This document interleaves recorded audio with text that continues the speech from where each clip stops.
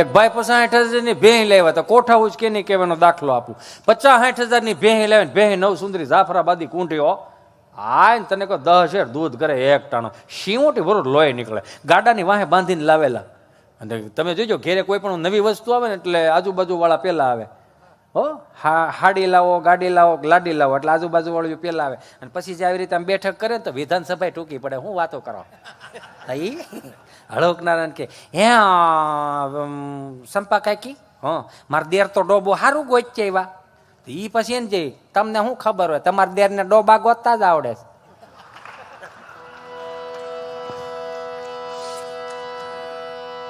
એ જોયા જેવો ભેહ દોવા બેઠા ને તો ભેહ દોવા ન દીધું. ભેહ દોવા ન દીધું એટલે ઘરવાળાએ પૂછ્યું કે આને તમે શું જોઈને લાવ્યા છે? કે કાં કે દોવા ન દીધું. એ કે હવે મારા ભાઈ કેવા તને જોઈને લાવ્યો તો એમ એને જોઈને લાવ્યો છું. જ્યાંથી ભેહ લીધી ત્યાં ફોન કર્યો એટલે તારી ભેહ દોવા નથી દેતી. એ કે હે દોવા નથી દેતી. બોલો કે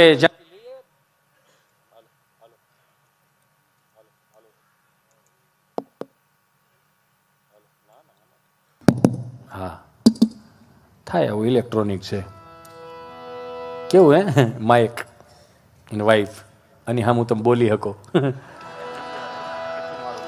હા હા લઈ લો સ્વામી મને યાદ છે. એમાં શું છે મને આમ થોડુંક હું આમ ઘૂમરો મારીને આવતો હતો. મેં કીધું થોડુંક આવો ને એમની વાટ જોતો હતો હું. શેરી વળાવી હા ખરેખર એમાં ના ઘડીક એટલે ક્યાં હતો હિતેશ? હા ના એની પેલા હા એટલે કે તને જોઈને લે એટલે જ્યાંથી ભેહ લીધી ને એને ફોન કર્યો એટલે ભાઈ આ તારી ભેહ દોવા ન દેતી. તો ઓલો કીધું ખોળ આપ્યો તો કે હા. કપાસ્યા તો કે હા. બાજરાની બાફેલ ઘૂઘરી તો કે હા. આ તેણીમાં કાંઈ નહોતું દેવાનું.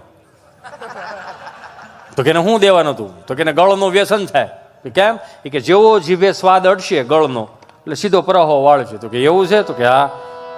3 કિલોનો ભીલો લાવીને ખાંડીને તગારામ નાખ્યું ખાવાનું ચાલુ કર્યું. પ્રહો વાળી ગઈ બોગરું ભરી દીધું. 2 ટાણાનું હો હા 10 લીટર દૂધ કરે. 8 લીટર ડેરીમાં આપે, 2 લીટર ઘેરે રાખે. 30 દી વીએ ગયા. ડેરીમાં પગાર આવ્યો. અહીંયા આવત મુંજાન બાપુજી કે હું આયો ડેરીમાં પગાર આવ્યો 18,000 રૂપિયા. 18,000 રૂપિયા? તો કે હા. તો એ મુંજાન બાપુજી આખી સમજ ચીઠી કાઢી કે આ હે નું? તો કે 22,000 ગળનું બિલ છે.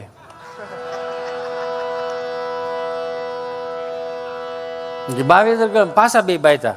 એ તમને કઈ ખબર નથી પડતી ને વારે છેતરાઈ જાવ છો ને બઘડાટી બોલતી હતી ને પછી દેશનો વડીલ આપણો બાપ સાંભળી ગયો. પરંપરા રીતિ રિવાજો સાચવનારો વ્યક્તિ એ સાંભળી ગયો. હું ડખો આજ રોજ આ તમારા દીકરા 50-60 હજારની ભેહ લાવ્યા હતા.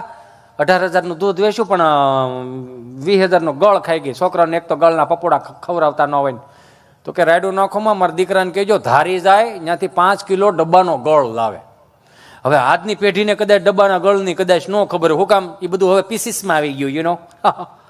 એ તો 15 કિલો ડબ્બાનો 15 કિલો ડબ્બો હોય એમાં હવે વેચનો તાવેથો હોય.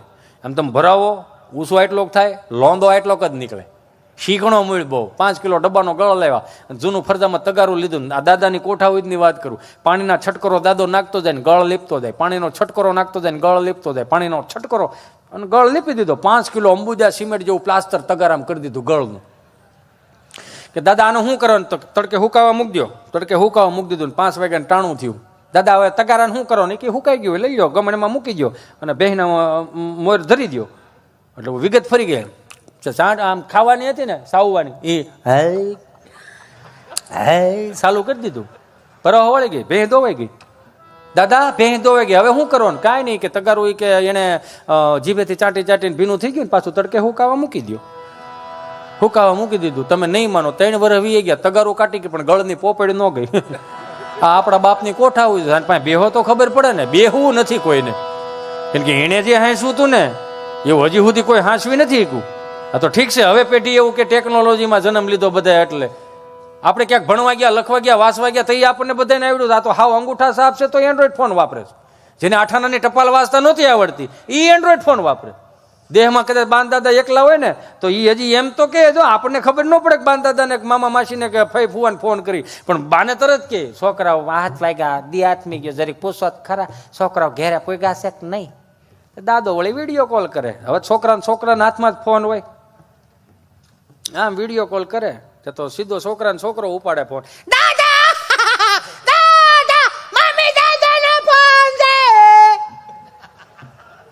સીતારામ, જય સ્વામિનારાયણ. જય સ્વામિનારાયણ. હું કરો છો? હું તો બેઠો છું, તું શું? હું રમું છું. દીદી શું કરે? દીદી બાજુવાળા બપોરે ગોવની જમવા ગઈ હતી. અત્યારે ક્યાં ગઈ? અત્યારે હાંજ પડી ગઈ બેટા. આથી બપોરનું પાછું વધેલું ખાવા ગઈ છે. હારું હારું હારું. તાર પપ્પો આવ્યો? નહીં, એ હજી નથી આવ્યા. એને તો 6 વાગે ઓફિસ બંધ થઈ જાય છે, તો કેમ 8:30 વાગે મોડો પડે? 6:45 ના ટાયરમાં આવીને જ ગયો ને. તાર મમ્મી શું કરે? રસોઈ બનાવે છે. રસોઈ શું બનાવે? સરકારી થાળી, સાન ભાખરી. સાન ભાખરો જ ખાઓ, ત્રીજી પેઢી કહ વગરની થવાની છે.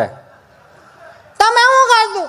બાજરાનો રોટલો, દૂધ ને એવું. મારા બા શું કરે? આ બેઠી બેઠી વાઈટું વણે. લે, જય શ્રી કૃષ્ણ કે.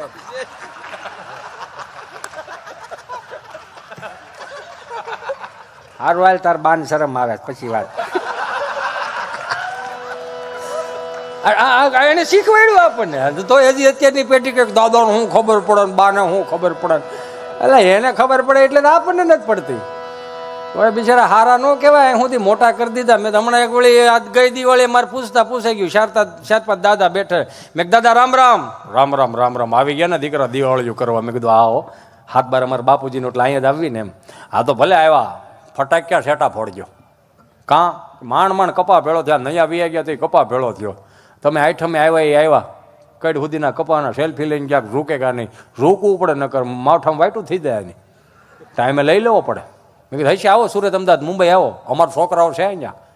શું કરે? મોટા થાય. કેમ મોટા થાય છે? કે મોટા થવા મળ્યા છે. કેમ? કે ઘઉં અહીંથી જાય, બાજરો અહીંથી જાય, તેલ અહીંથી જાય, કપાના પૈસા અહીંથી જાય, મોટા થવા મળ્યા છે. અને છે એવું છેલ્લે બાકી શાહે અહીંથી જાય. મેં છાય શેમાં મોકલો? ઓલા હવા 2 લીટરિયા પ્લાસ્ટિકના ભંભા નથી આવતા? હા, ઢાંકણો દઈ દો, સીધો સુરત અમદાવાદ મુંબઈ પીઓ થાય. મેં તમારા ગામડામાં હવા 2 લીટરિયા પ્લાસ્ટિકના ભંભા મળી રહે? ના ના, જ્યાંથી ખાલી થતા હોય ત્યાંથી જ આવે ને. અહીંયા ક્યાં કઈ છે આવું? બરો રામ ભલું કરે.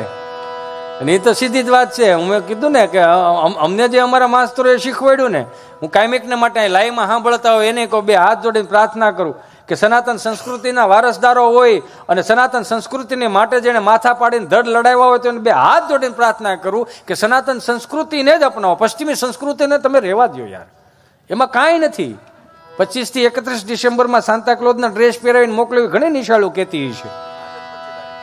હા, તુલસી દિવસ છે ને, તુલસી પૂજનનો દિવસ છે આજો. હા, એટલે પશ્ચિમી સંસ્કૃતિનું અનુકરણ 25 થી 31 ડિસેમ્બરમાં સાન્તાક્લોઝના ડ્રેસ પહેરાવીને મોકલો ને આપણે હરકપુરડા થઈ થઈને છોકરાઓને લાલ ટોપા પહેરાવીને મોકલી દે. આપણે ના નથી. સાન્તાક્લોઝ સારું વ્યક્તિત્વ હોય છે, એમાં ના નથી. સંત છે સારા, આપણે ના નથી. પણ હું એમ કહું છું કે આપણે સંતોની હું તાણ છે આપણી પાસે, એ તો જોવો મારા વાલા. હે, અહીંયા સાન્તાક્લોઝની કઈ મઢી ખરી? સાન્તાક્લોઝનો કે ધૂણો ખરો? એની કઈ ગૌશાળા કે અન્ન ક્ષેત્ર ખરા? તોય આપણે હાલી મળ્યા છીએ, કાંઈ વાંધો નહીં. તો છે ને સાન્તાક્લોઝના અમુક અનુયાયીઓ હોય જે એને દિલથી માને છે, એમાં ના નથી. આપણે એની માનતા ચડાવાય દીવ દમણ ગોવા જાય છે, જવું પડતું હોય તો જાતા હોય. એમાં હું થઈ ગયું? મારો રામ ભલું કરે, મારો રામ ભલું કરે. એમાં હું હમણાં કથા સાંભળવા ગયો હતો, સમજ્યા? તો કથામાં વ્યાસપીઠ ઉપરથી બોલતા હશે, ભગવાન પરમેશ્વર ભક્તિ વિચારણિ પ્રારબ્ધમ કર્મ ભોજમાનસમ કથમ ભવતી. હે પ્રભુ, આ કથા વાર્તાનો જે કોઈ લાભ લેશે મિત્રો એનો સ્વર્ગમાં વાસ થશે. કોને કોને જાવું છે સ્વર્ગમાં? બધા આંગળા ઊંચા કર્યા. 2 જણા મારી પાસે હોય ગયા મોટા કરીને, તમને શું વાંધો? મને કે અમે આ ગામના જમાયું છે, આ બધા અહીંથી જાય એટલે સ્વર્ગ જ છે. કે આને અહીંથી મોકલો ને આવ્યા હતા કથા સાંભળવા, ડીસું ધોવા બેહ્યા છે. પવણમાં આવ્યા તે વિષ્ણુ કરતા હતા, હવે લતા મરવે. પણ તમારો વ્યવહાર ટૂંકમાં અમે શું કરીએ ભાઈ? મેં કીધું ને કે બા શબ્દ રહ્યો ને પ્રકૃતિનો શબ્દ છે. કાયમિકને માટે તમને યાદ કરીને જોઈ લો, બા શબ્દ પ્રકૃતિનો શબ્દ છે, સનાતન સંસ્કૃતિનો શબ્દ છે. બા, અમે તો ઓલો વાડીએ બપોરે 1:30 વાગી ગયો ને, કૃષિ મંત્રી આવ્યા છે એટલે મને કહેવાનું મજા આવશે. કેમ કે હું હજી તમે નહોતા આવ્યા ને એટલે મેં કીધું કે આજના દેશના યુવાનોને ગાય, ગામડું ને ખેતી 3 હાંચવી લેજો, દુઃખી નહીં થાવ. કેમ કે એની જરૂર છે. મને મારા દાદા કહેતા 2003માં હીરા ગયો હતો ને સુરત, એટલે આવતા વેત તો શું છે ઓલા સ્પ્રેની સુગંધો આવતી હોય ને એટલે બાપા તરત એક દી કે હાલો ને છોકરાનો હુવા દી, પછી બીજે દિવસે કે આ દાબો કાઢ નાખજે. દાબો એટલે પોદળા ને એવું, આ કે આ દાબો કાઢ નાખજે. પછી એને દાબો કાઢીને જ્યાં નાખીએ ને એને ઉથરેટી કહે. પછી પાથરવા જાવ ને વાડી એટલે એને ખાતર થાય, માલ એનો નામ 3. એટલે વળી વળી દાબો કાઢતા ને એટલે મોઢે રૂમાલ બાંધ્યો. એટલે મેં મોઢે રૂમાલ બાંધ્યો ને મને કે કેમ રૂમાલ બાંધ્યો બેટા? મેં કીધું દાદા જે જૂનો થોડોક પોદળો છે ને એટલે થોડીક વાસ આવે છે. ઠીક, હા વાસ આવવા મળી? મેં કીધું હા દાદા થોડીક વાસ આવે છે એટલે રૂમાલ બાંધ્યો. મેં કીધું હા. પછી એને હળુક નરન તર્ક મને કર્યો કે ખેડૂના દીકરાને ગાયના પોદળામાંથી વાસ આવવા મળી હોય ને તો 40 વર્ષમાં દેશ કદાચ ભૂખ્યો રહે. સમજાય ને વંદન? ખેડૂના દીકરાને જો પોદળામાંથી વાસ આવવા મળી હોય તો 40 વર્ષમાં દેશ ભૂખ્યો રહે. એટલે કાયમિકને માટે કહું, વડીલો પાસેથી જે શીખવા જેવું હતું ને એ તો કોઠા ઉજવાળા હાજર જવાબી લ્યો.